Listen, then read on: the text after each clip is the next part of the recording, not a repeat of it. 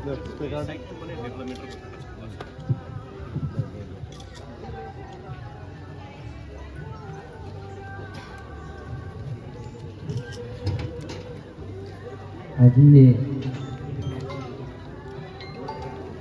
ফেৰনি ঘাট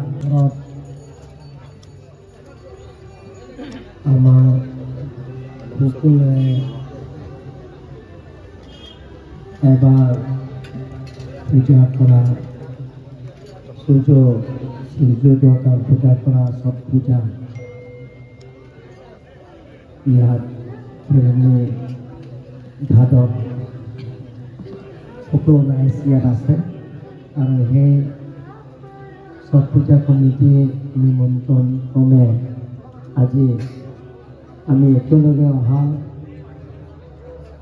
আমাৰ সকলোৰে শ্ৰদ্ধা আমাৰ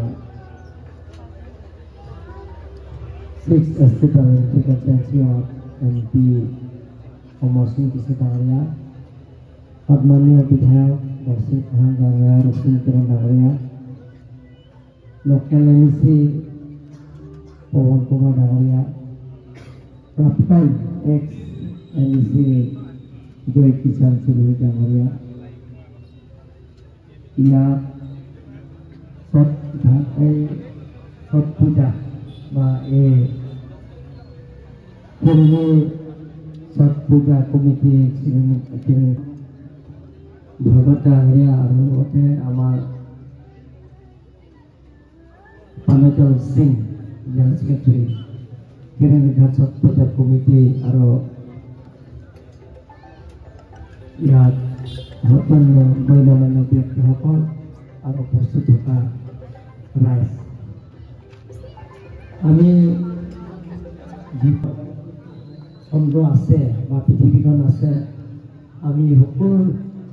যে মানি চলি আহিছে আমাৰ ভগৱান, যিটো আমি সূৰ্য দেৱতা পূজা কৰে, ছট পূজা বুলি আমি কওঁ, সেই পূজাটো আমি সকলোৱে মানে। গতিকে ফেৰনি ঘাট ছট পূজা কমিটিয়ে ইয়াত কিছুমান মোক নিমন্ত্ৰণ হিচাপে ইয়াত মানে লিখিত হিচাপে মোক দিছে। তেখেতসকলে মোক নিমন্ত্ৰণ কৰি ইয়াত মেমৰেণ্ডাম আকাৰে মোক দিয়াইছে লিখিত হিচাপে। সেই গোটেইখিনি কাম মই আজি এই শুভ দিন, যিটো নেকি আজি সকলোৱে ইয়াত সকলো ধৰ্মাৱলম্বীয়ে ইয়াত মানে, অকল হিন্দী স্পিকিং নহয়, সকলো জাতি জনগোষ্ঠীয়ে যিমানখিনি ভাৰতৰ বাসিন্দা সকলো ধৰ্মাৱলম্বীয়ে যে মানে ইয়াত মোক কিছুমান লিখিত হিচাপে দিছে। সেই মেমৰেণ্ডাম ইয়াত সেই ফেৰনি ঘাট ছট পূজা কমিটিয়ে মোক ৰিটেন দিছে, লিখিত হিচাপে দিছে। সেই গোটেইখিনি সমস্যাবিলাক ফেৰনি ঘাট ছট পূজা কমিটি আৰু লগতে ইয়াৰ স্থানীয় MC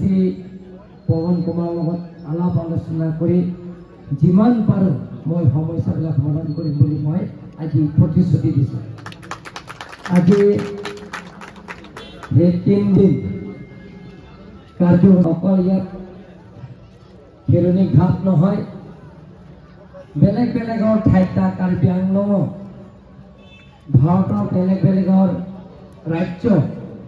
বেলেগ বেলেগৰ ষ্টেটত যিটো সেই ছট পূজা আজি দিনটো আমাৰ ভগৱান